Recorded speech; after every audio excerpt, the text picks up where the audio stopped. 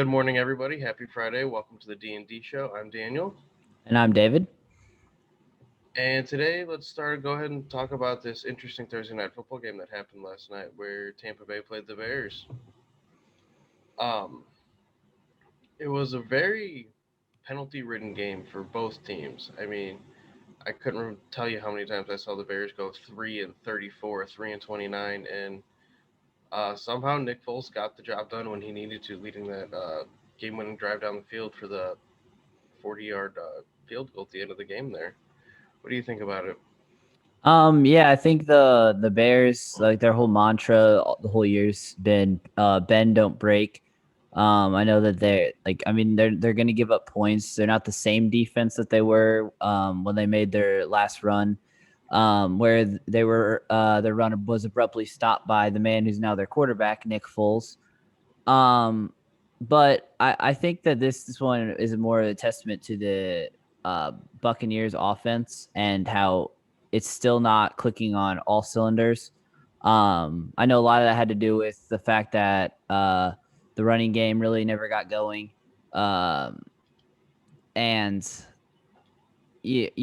obviously Brady with that on that last play, kind of with a rare kind of mistake. I don't know. I think this is just a testament to the toughness that the Bears defense can just put on a team. Honestly. I can see where you're going with that. I also want to give props to the Buccaneers defense. This is the third straight game where a running back has had under 50 yards rushing against them. They are really bottlenecking that and making offenses go one sided. And, when you can go into a game knowing that they're not going to be able to run the ball efficiently, you can kind of tailor your defense then to uh, go against the pass. And they did just that against Tom Brady, forcing him to make incomplete passes, getting to him all night in the pocket, um, putting hands up, knocking him in when he's throwing. I mean, this defense was all over him, and it was just,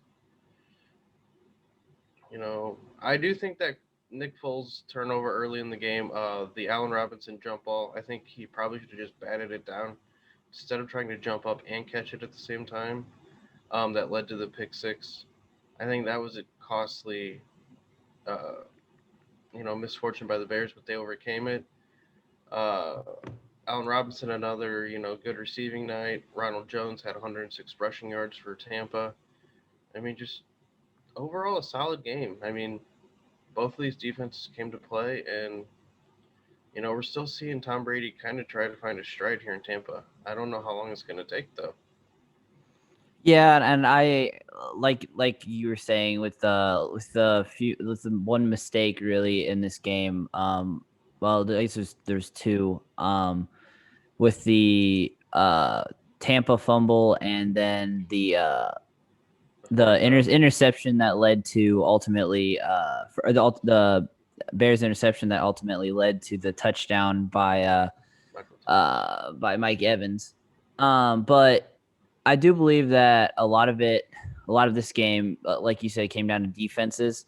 I think if both of these teams can get the offenses clicking, they'll definitely be able to compete. You know, come the end of the season. So I don't really think it's not time to necessarily be on high alert yet. I think there's still plenty of season left.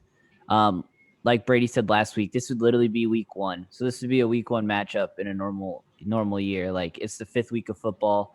They didn't have any preseason. If we get to week 7, week 8, and Tampa's still playing like this, then the red flags can start popping up.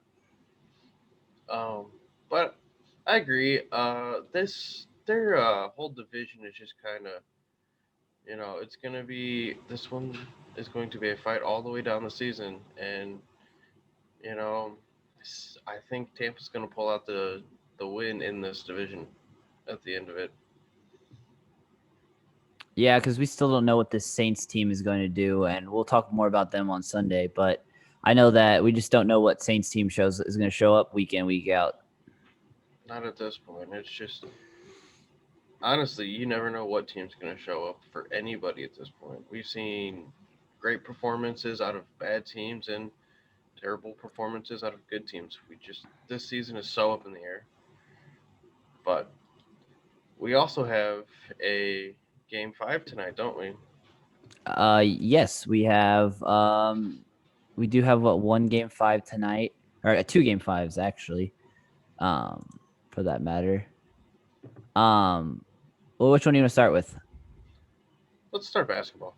I think All we right. should. I think we should go ahead and get this Lakers Heat All underway.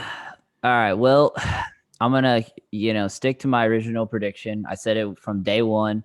I said that the Heat were gonna win one game, and I said that that's all they were gonna win, and it was gonna be Lakers in five. So I have no reason to believe that he will the Heat will win tonight, and I think if Anthony Davis has a good enough game, I think he gets Finals MVP. I know everybody wants it to be scripted for where LeBron wins it, but I think if AD can outscore and possibly out rebound LeBron tonight, I think he might get the Finals MVP.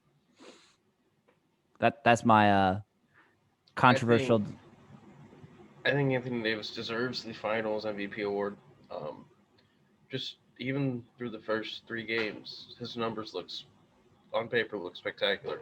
He's averaging more points. His defense is playing well. He's even assisting. I mean, we have seen a full tool Anthony Davis on display during these finals games. And as long as he executes tonight, I don't see why he wouldn't get the MVP finals.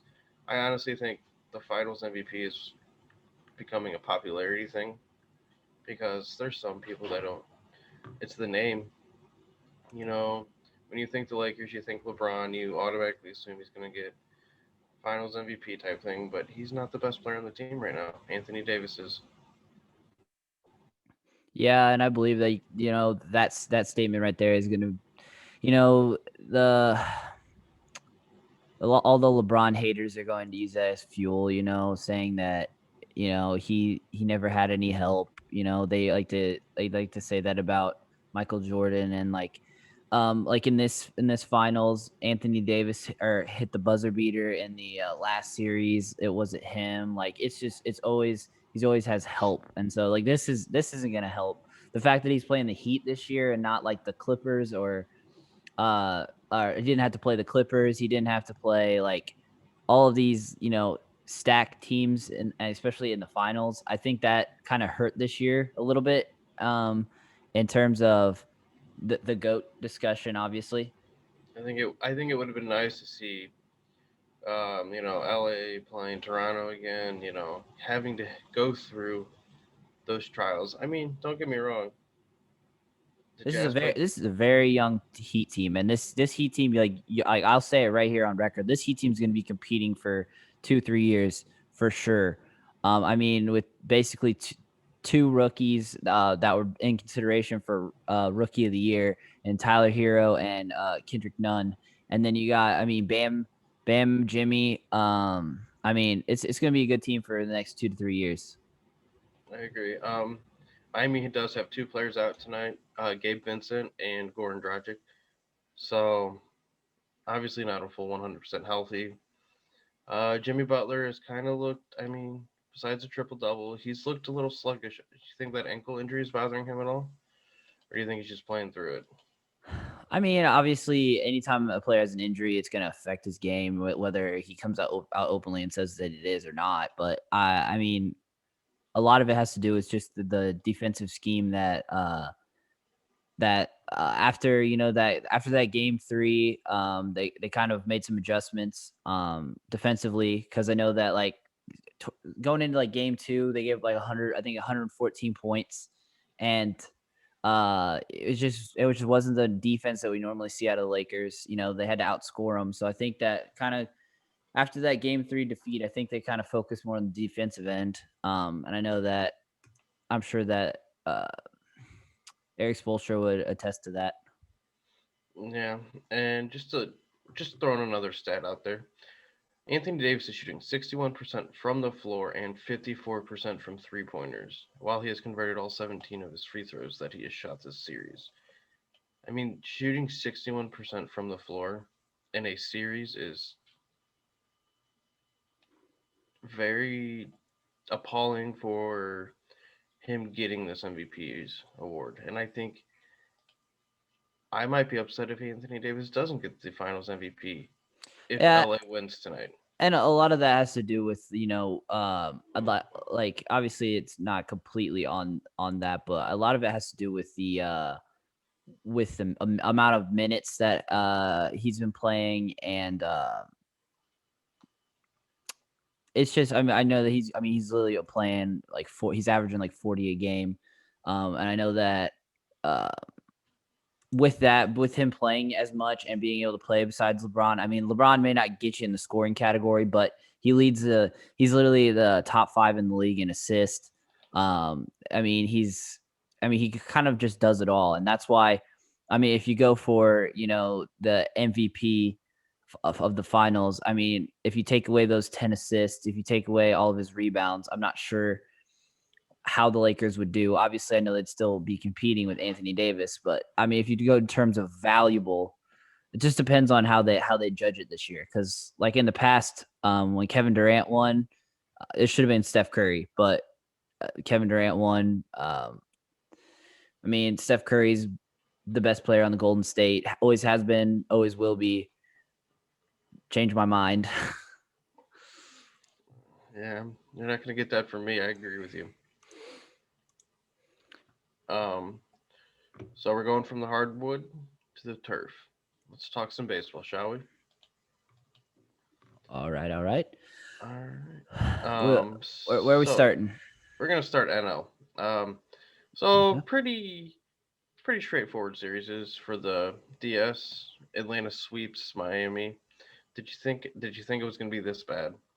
Well, like I said, on the last show, I kind of ate my words whenever I kind of said that they were too young to make a splash, and they didn't have the pitching to win in the playoffs right now. But obviously, the second round proved me that I wasn't entirely wrong. Obviously, they did run into a really good Braves team, and the Braves pitching, which unlike the years of the past where the bats have really uh carried them into the playoffs. I think the pitching's finally kind of caught up and almost kind of it's kind of like flipped the identity of the Braves. Yes, it also doesn't help when you don't score runs. I mean, last two games, Marlins had 3 hits in game two and 5 hits in game three. No runs to boot for that. So that's another testament to the Braves pitching. I mean, Ian Anderson is just looking lights out, and I don't. It's gonna honestly. I think they might have the chance to go all the way to the World Series. I'm not saying they'll win it because we're gonna see who still comes out of the AL. I think they have a little edge, but this Braves team is no joke now. Yeah, and I think it all depends on like we just keep reiterating and stuff. I'm quickly going to the other NLDS matchup, but I believe that it depends on what Dodgers rotation shows up. And by that I mean it's just which one of them shows up, because we've seen in the past where the rotation is the weak link of this. The Dodgers score runs, but they ultimately cannot produce on the mound. And I think that this is going to be another year where it's time for them to. This is their year. Like if they don't win here, it's one of those like I don't know how I would like to say it, but it's kind of like the end of the road for this dynasty. I think It's the last people are gonna hurrah. people people are gonna start looking and be like, all right, wait, we have all these stars and we can't win. It's gonna be kind of panic mode if you ask me. I agree. I'll say it's the last Dodger. It's their last hurrah. If they don't secure the title this year, then think you're gonna see these stars leave to go to teams that can get it done. And it's just you know right now the it doesn't look. I think the Dodgers are going to run into a hot Braves team that are on a roll, haven't lost a game yet in a series, and it's going to put more emphasis on their pitching, and I think that could crumble. I mean, Kershaw has been good, but the rest of their starters have not been great. Yeah, and I mean, it's one of those things that it's like anybody can get hot at any moment. Like there's people who can come in and pitch a game that you never would have thought would be the hero of uh a series. So it'll be interesting to watch. I still I'm still kind of sticking with what I said. I still think the Dodgers are going to win. I think this is going to be the year that they ultimately they're not going to win it, but they're going to make it back. And I think that, like I said, if they do win it, I I mean, good for them. But something just tells me that the Dodgers of old is just, I mean, it's a curse at this point. Uh, I don't think anyone coming out of the NL is going to win the World Series this year. I think all these AL teams are too good. Speaking of that, the Astros decided to go ahead and beat the Athletics very, Hey, very when you're handedly. when you're hot, you're hot. I mean, who like is what a time to just come alive with the bats and the pitching catching up to everything. I mean, is pretty much a dominant series as ever. So I mean, they're proving me wrong. I mean, they're playing. I can't take that away from them. They are playing good baseball right now, and this is the time when you have to play good baseball. Otherwise, you're out, and it's just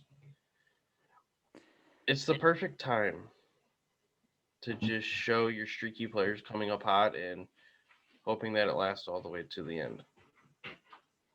yeah, and I just don't. So say the Astros are the team to come out of the AL, just in a hypothetical situation. If you look at the bigger picture, this team in any other season ever would not have made the playoffs. So a team that realistically would never not have even been in the playoffs, like say they do win it all, is that kind of does that kind of I mean I understand it's just like it's like NCAA, somebody sneaks in, somebody like a team on the bubble didn't win their division, just sneaks in, but like, and they end up winning the national championship. Do you view that similarly to that, or do you see it as kind of like, oh, it's kind of tainted, like they weren't even supposed to be here? Like, I mean, you still got to give them credit for winning it, but as a fan of the game, are they legitimate champions at that point? Yes. Um, I think they are, even with the expanded playoffs this year and everything going on. You make it, you make it. Everybody had the same chance to make it. Everybody had the same odds. You know, they knew going in that this is how many teams were going to make it. It's a little, it is a little unordinary for how baseball did it this year with the expanded wild cards instead of going the normal one wild card game and into the DS. However, they earned their right this year to be in the playoffs, whether or not their record would have held up last year, next year. They made the playoffs on their record and their merit this year, and they have proved why they deserve to make it this far. I can't take that away from them. As much as I don't like the Astros, in my book, they've earned where they're at, whether or not the record says so. Okay, I definitely can see that side of it. But speaking of the Astros are obviously awaiting the winner of tonight's game. A big game 5. You got Cole versus Glass now. I mean, couldn't script it any better for game 5. Um, what do you think? What do you think is going to ultimately be the outcome of this game? This game's gonna be. It, I'm interested to see how the pitching goes. Both are on uh, 2 day, 3 days rest. Both starting pitchers' ERA look terrible. Um, Glasnow has a 7.2 ERA, as Garrett Cole has a 4.5. They both got roughed up a little bit in their starts. Then again, they're both playing very high-powered offenses. One will get you with the long ball, the other is going to play small ball. I, the Rays are going to win. You're not changing my mind, even if they don't win. But I think Glasnow goes 5 lets up 2. I bet the Rays win 7-4, but the Yankees bullpen screws the pooch on this game. Well, I said it at the very start of the playoffs, and I'm sticking with what I said. I don't think that there's really a big weakness on this Yankees team, and I think that playoff Garrett Cole gets it done tonight. I think it's going to be 5-3. I think that he's going to go probably 6 innings. But I do think it's going to be a good game. I think it's going to be a pitching duel until one of them gets chased. If there's going to be runs scored, it's probably going to be on the bullpens, and it's whoever can, start quickly, get ahead in the counts. Because like I said, with them throwing, like both of them throwing 90 plus pitches in their last start, I think you gotta attack early and often. And this is probably going to turn out not more of a pitcher's duel, but a bullpen duel. Because honestly, even if they're not getting hit and their pitch count starts to get high, I wouldn't run that risk. I would honestly move to the bullpen if you trust your bullpen. I don't see this going Garrett Cole 8 innings, Glasnow 7. I don't see them making it that long due to the implications of the next game starting in, 2 days, and then they have to get ready for the next series. I mean, Luke Voigt came out, in his interview after the game. He said, we're gonna win. So I mean, hey, I trust the man. I trust Luke Voigt. I'm going with Yankee. Former Cardinal right there. Learning from the David Freese incident in 2011. Always call your shots. But it's going to be a fun game to watch. Unfortunately, I will not be watching this game. Very sad to say that. Unless we make it to the bar down in Perryville. Yeah. Well, with the 6 o'clock first pitch, it's yeah, it'll be it might be overshadowed by what other things that are on tonight, but I'll probably have it on my phone. I'll be like looking at the updates and everything, but I don't get good cell reception on the lake, so I'm kind of like unfortunate. It's a tough one. Yeah, no, they definitely need to build a better cell tower or just get lake-wide Wi-Fi. I agree. But moving on, I do want to briefly touch on something, and I know that it's kind of more of a subject that I can talk about. But we did have a little bit of NHL news this week that we've kind of been beating around the bush to get to talk about. So big things that have happened this week. A lot of the free agencies signings have happened. Paul Stastny got traded. I know that the former Blue. You have Henrik Lundqvist is for the first time, like as long as I can remember, he's going to be on the Capitals. You got a lot of people who are re-signed, and you also had the draft the other night. And I know that you probably don't follow the prospects as deeply as I kind of do. But I think with the weirdness of the with the draft pick order this year, with the 10 teams in the playoff having the number 1 odds.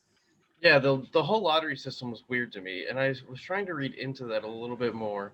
I don't follow college hockey or the NHL draft as much as I'd like to with everything else going on. But there were a couple names that I was actually checking into just to look at. And I still don't understand the whole premise of why NHL did their draft order the way they did. To me, it doesn't seem justified. And that, I don't know if that's the correct word to use, but from my opinion, it's not a justification with just the lottery picks. So were you talking about in general or? Yeah, as a whole. Like the whole system this year was a little wonky for me. So, from what I understood, is they kind of rewarded the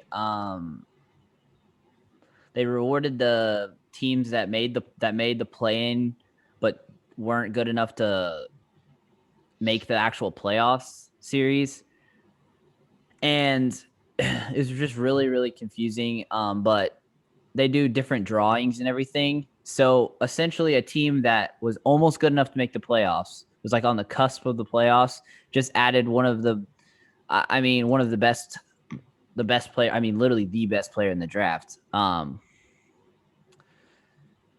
It's pretty crazy beyond me. But I do want to mention one thing about the Rangers is they already have two of the top left wingers in all of the NHL, and they just drafted the best one in the draft. So definitely look for them to be a force next year, especially if he can even play to half to three quarters of what he played for Team Canada. Because boy, he's some. I was able to watch a little bit of highlights because I watched the top few draft picks and watch their highlights, just because I'm always just curious about the next up and comers and everything. And I've had plenty of time to do it because the Blues haven't played in so long. So, but yeah, no, it should be a good team. The poor Buffalo Sabres though, with their eighth overall pick. I mean, they did get Jack Quinn, which is a really good pickup for them, but I mean, being with one of the worst teams, and having to pick eighth because of how the lottery works, I just don't understand that. It needs to be self-explanatory, like NFL, in my opinion. I agree. If you lose, I mean, it does prevent tanking. I will say that it does prevent tanking because everybody, I think, like you get like different odds for how like low you finish. Like kind of like the NBA, I think the NBA does similar things with like they have like the top 10 teams and they all have like different odds, right? Yeah, and then you have the biggest loser of the draft, the Mm-hmm. Arizona Coyotes. How they managed to not get a pick until the 111th pick blows my mind. Well, I think that has a lot to do with the way their roster's set up. I think they Oh, did a that whole team's a mess. Um, yeah. but Bill Armstrong, St. Louis Blues, is on his way over there to hopefully fix that team. But couple fun facts here. Checking up on NHL news. Corey Crawford's no longer a Blackhawk. Mm-hmm. Matt Murray is no longer a Penguin. He is now a Senator. Stastny, like you said, joined the Jets. Sabres signed Gergensons to 3 years.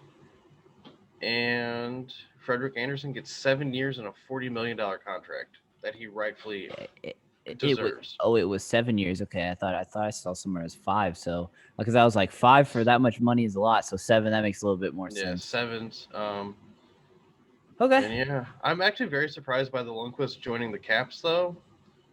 That's one too many goalies or good goalies that they now have on their team. Yeah. So I'm It'll be interested to see how they play that one. yeah. Well, that's the thing is having too many goalies that can produce is not always a bad thing. Um you just gotta know who has the hot hand. I mean, Because yeah, we get it. obviously Go ahead. no, obviously you just gotta know I mean it's always tough to do that, but with that being said, I do believe that means that Holtby is on the way out from the Capitals, so that will make a little bit of space for Lundqvist. I do think this situation's a little different than normal goalie situations. I mean, take St. Louis when St. Louis had the Elliott Allen um, times or season, we played the hot hand. Both goalies were playing great. However, one was used to coming off the bench, as where Lundqvist and Holtby don't come off the bench. They are both starters, and they both deserve to be starters.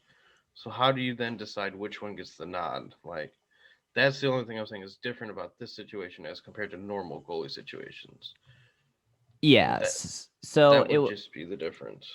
it'll just be an adjustment for them. So I mean, I think it'll be fine. I think it's a really good pickup for the Capitals. Just to have that reassurance, when one starts to struggle, being able just to throw one in, just to piece together some stuff. So I think it'll be interesting. I'm really curious to see where a few of the top free agents are still. I mean, there's still a lot of people out there. Line A, Eichel.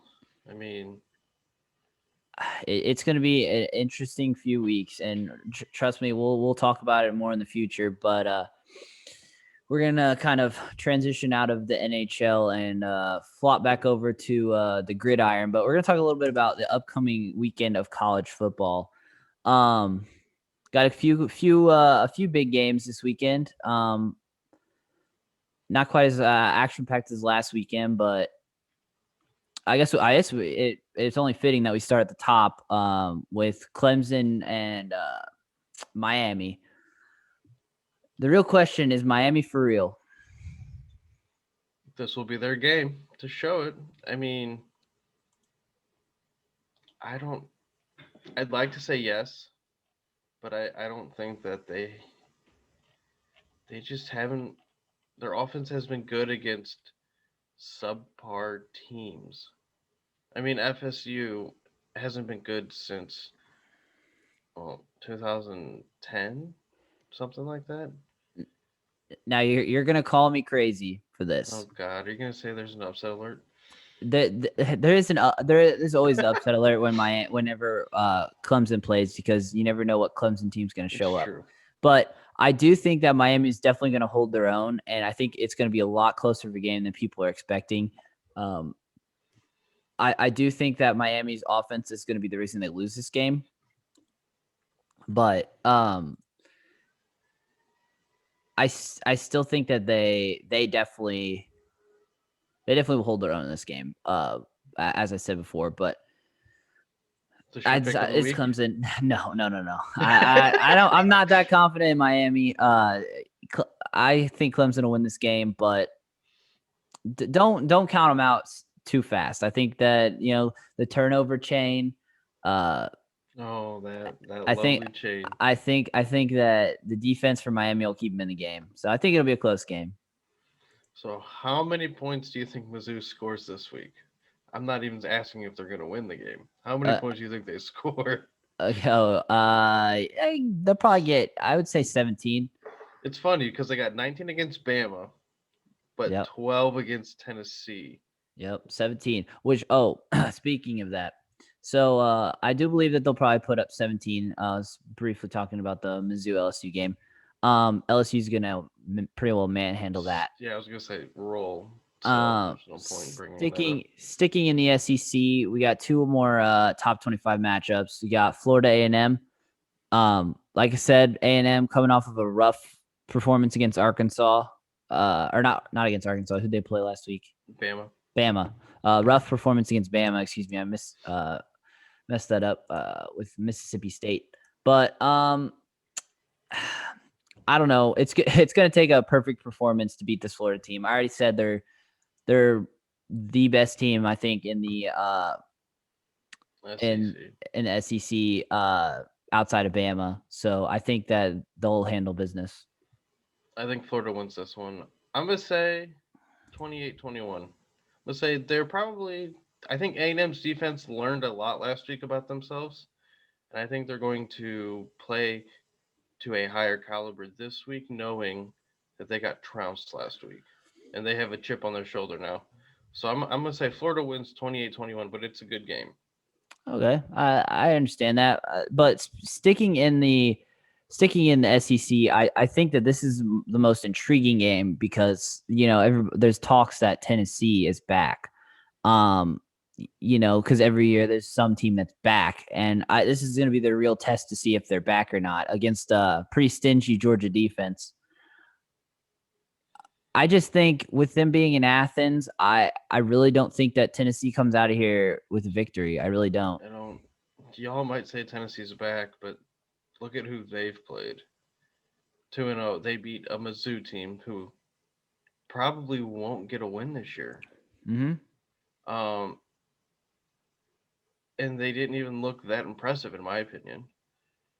They got away with some lucky breaks, and I don't think this Tennessee team is necessarily back more or less just playing to an easier schedule. And this game will really show their cards.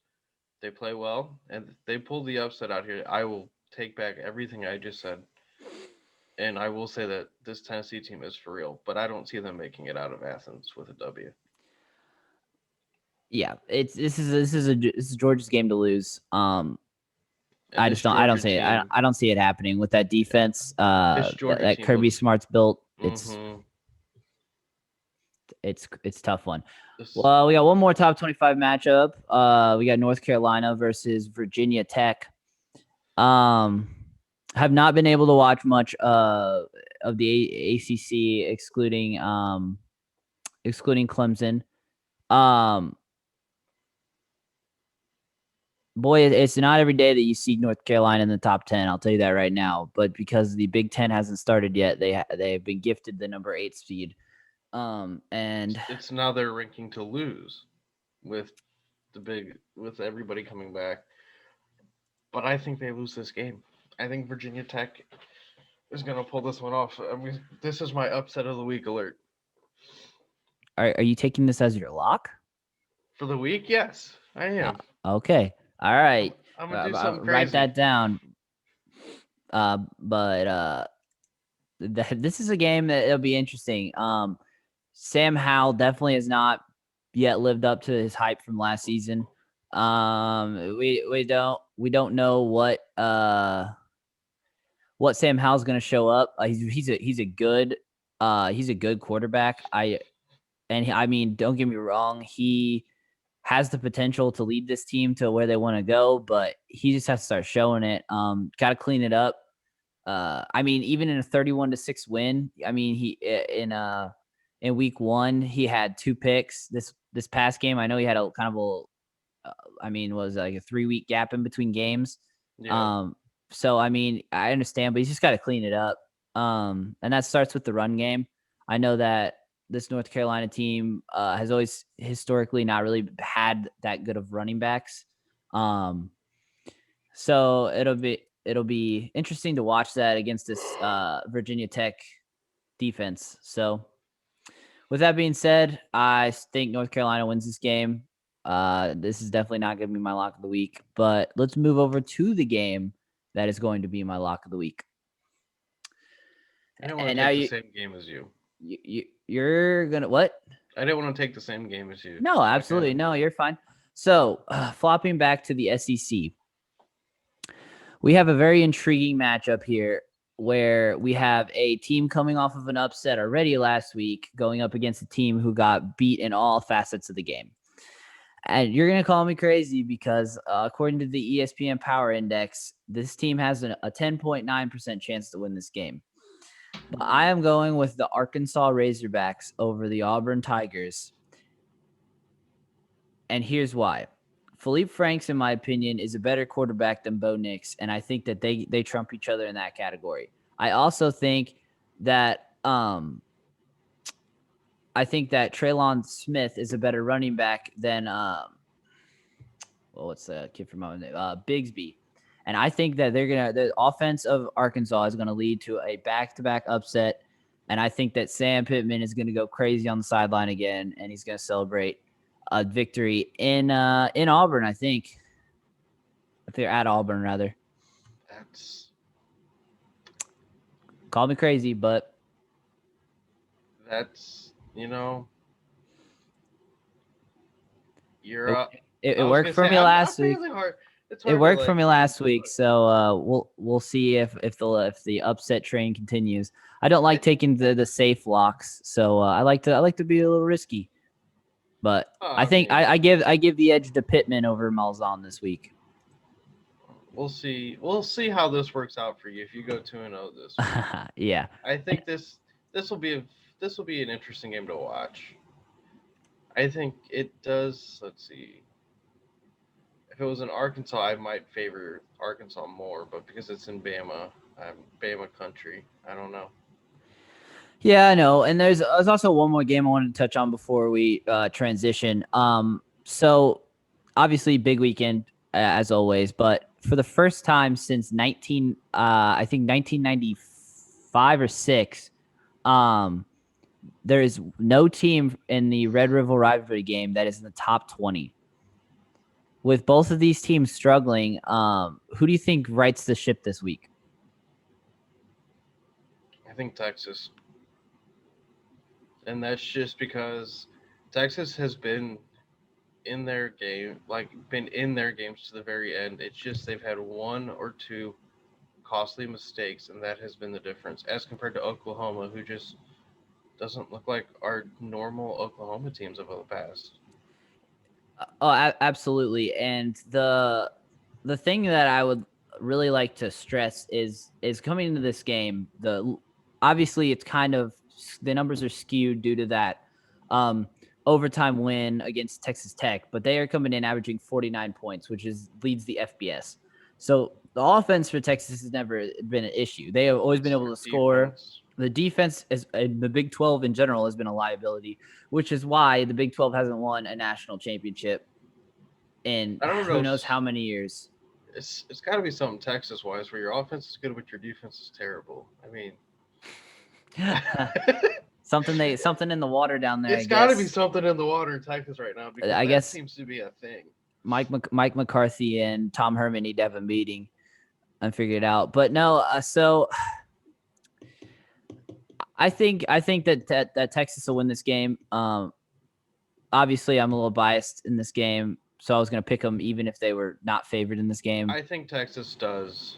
But I think Well, they're not our favored offense right now. will win, especially if it's a shootout. I think our offense is better than their offense. Spencer Radler was a very highly touted recruit coming in there, and I don't think he's had enough time to develop. I know Sam's been in. He's been in 3 Red River rivalry games already. I think he'll pull it out. He'll probably have like 2 rushing touchdowns and like 2 passing like he usually does. So I think he'll pull through for him. Um, I just Texas doesn't lose this in any facet, in my opinion. I mean, OU is the underdog by 2.5 points, but it's not saying much. I do have your. I want to get your take on one more game, and then we can move on. Okay. Do you think Texas Tech pulls it off and beats Iowa State? See, this is the thing is, and this is how crazy that that the Big 12 always is. Is it depends on the day that of what team would win, because I think that these 2 teams specifically could play 20 times, and I think that each of them would win 10 times. And I think that they're really evenly matched, and they both have very similar styles of play. But I think after seeing Iowa State beat Oklahoma, I think that Oklahoma's offense is very similar to Texas Tech's offense. So I give the edge to Iowa State. I get that. Curious your take on that game, since it's basically the only one we haven't talked about yet. Well, the BYU game, but that's. I think they're gonna take that one. And now, I believe it's question time. Yes, it is question time. This week's question. Oh, I gotta pull it up here. I didn't have the page open. I did like Matt's question. Why did neither of us go pro? Well, you see, Okay. Matt, we're way too good for the pros. Yeah. You know, I had too many offers to go places, so I just decided to turn it down. So I'm actually going to address a question that I already answered for on Facebook on my Facebook, but I do want your opinion on this. Who do you believe will be the next coach of the Texans? And I'll go ahead and answer first, since I already had my answer typed up. But so, in my opinion, the lead candidate, it needs to be somebody who can work with Deshaun. So kind of like not necessarily an offensive guru, but he understands, the offense does their thing, but somebody who can build that defense. Because if that Houston team brings the defense week in and week out, they're going to be able to compete in that division because their division doesn't have the strongest offenses in it right now with the Colts and the Titans. So my head candidate right now is the defensive coordinator for the 49ers and Robert Saleh. I think that with what he's done with, I mean, even with injuries and stuff, they're still out there competing. I mean, he helped draft that elite defense that literally carried the 49ers and carried Jimmy G to the Super Bowl. And I think that if he wants to get his foot in the door of head coaching, I think that this job is definitely going to be offered to him, no doubt. Okay, I can see where you're coming with that.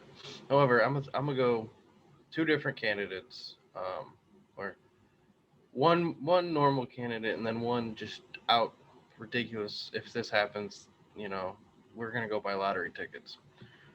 But the first one I think is Greg Roman. I think the current Baltimore Ravens offensive coordinator. They have had talks with Houston. I think because the way he worked with Lamar Jackson, I think he could bring that same type of mentality and offense to Houston and help Deshaun get out of his funk. I mean, let's face it, the offense has not clicked. I mean, even since the end of last year, coming into this year, this offense is just lacking. And you can't put it on the run game because the run game hasn't looked good.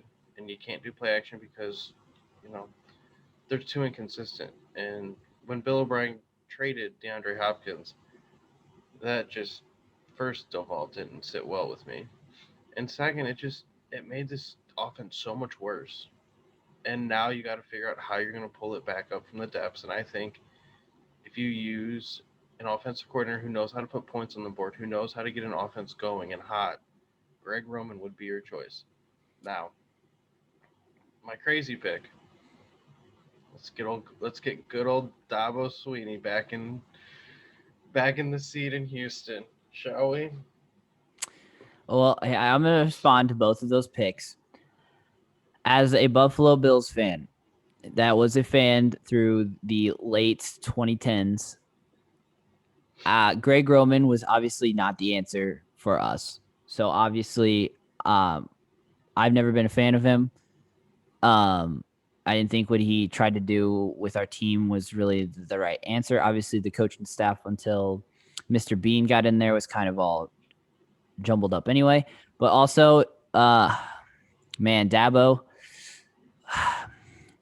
So he call me crazy, but if there's going to be an offense, or if there's going to be a coach from the college football that does make the jump, I think you got to look at Lincoln Riley, just based on how everybody who tries to find a new head coach is looking for that offensive guru, because you can have a defensive coordinator who just runs your defense, but the head coach, like especially with the ones that have just been coming out, like you got to think about what LaFleur's doing with the Packers. You have Sean McVay with the Rams, what he did immediately coming into the league. And I really do think that if you're looking at somebody, the offensive style of a Lincoln Riley at Oklahoma, what he did with Jalen Hurts, Baker, and I mean, it's not his fault that his defense can't stop anything. Obviously, it does fall on the head coach, but it's more than just that. It's all the Big 12. I don't understand why they can't have a defense. So the NFC East, essentially. Yeah.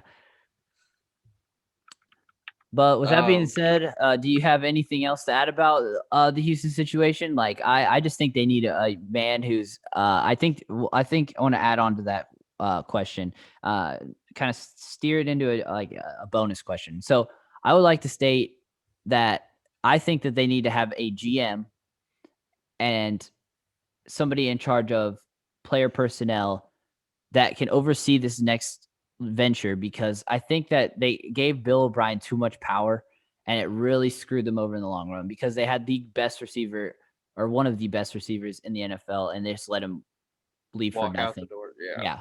And I guess they didn't really let him walk out the door. They got who did they get for him? David Johnson. I mean, But he hasn't been good. He hasn't been good since he got No, hurt. no, and that's the thing. And then, like I said, they haven't really built anything. Like this is the crazy thing is like I follow the draft every year. Like I literally consider it a holiday. Just ask all of my friends. Like I don't do anything that day. I watch literally every round and like investigate all the picks and stuff. Hmm. But this I could not tell you a Houston pick. Like I couldn't tell you the last Houston pick I remember. I'm honestly think that maybe Jadavion Clowney or not Jadavion Clowney. Was it Jadavion? Yeah, Jadavion. Yeah, Jadavion Clowney is the last Houston pick I remember. I don't remember like anybody else that got drafted by Houston besides Deshaun. But I mean Deshaun, I don't remember what his pick was. Like I couldn't tell you these guys like that go in there. Like I don't know the last Houston pick. Just they haven't had that many picks turn out for them. And I think that started with the fact that Bill O'Brien just kind of ran that team into the ground. I 100% agree with you. The latest pick. Let's see. So Texans drafted in the second round. They had pick number 40. They drafted a defensive tackle. Okay, so I don't think they didn't have a first round pick. But I think they had one last year, and I believe I want to say they took an offensive tackle. I think. Let me First see. round. Check Yep.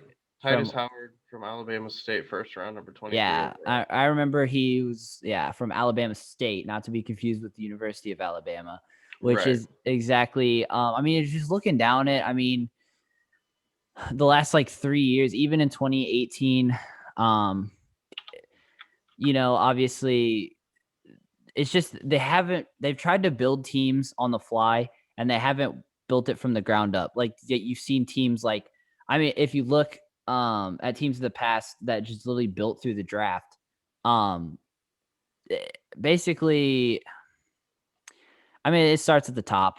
I mean it This is does. a GM's problem, though. Yes. This And that's is the issue whenever you give one man all the power in an organization. If he's not good at his job, it will fail.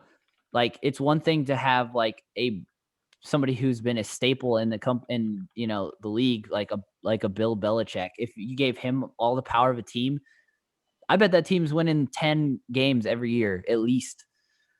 I mean, 100% agree with that. yeah. And so to reiterate, I obviously the firing of Bill O'Brien should have been at the start of the season. They should have had a new coach coming into this year, but because of coronavirus, I think that kind of affected the decision making.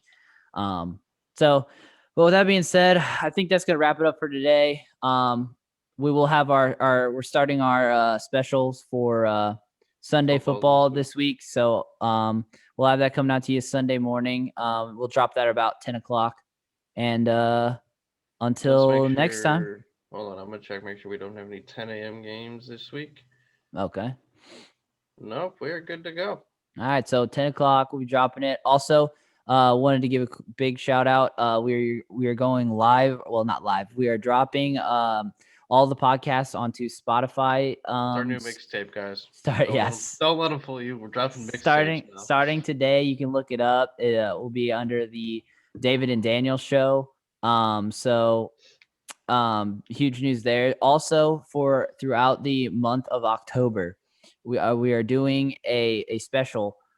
This is the first time I kind of ran it by some other people, but so we are going to offer a sponsorship for each episode, and the sponsorship is literally going to be $5, and basically all the money that we raise throughout this month, all of it will be donated to St. Jude's Children's Hospital.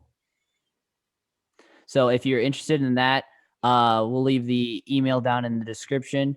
And with that being said, I don't think I have anything else. Do you? I don't. Just to reiterate, I mean, it's for charity, guys. I mean, for the kids. This was a big thing when we were in college. We still give back to St. Jude. I was gonna say I donated already for the walk that's upcoming. How about you, sir? Oh yeah, I donated to the team that we have or the fraternity that we were in, and I donated a 50 to the team this year. Unfortunately, they couldn't do the walk this year with the virus going around. So I ran a 5K back on base in honor of it. So They just do such great work. hmm So it's the least we can do is just to give back and help people. so That's all I can really say about it. But other yeah. than that, enjoy your Friday. I'm headed out to the lake. I'll see you all Sunday morning. All right, sounds good. Peace. Peace.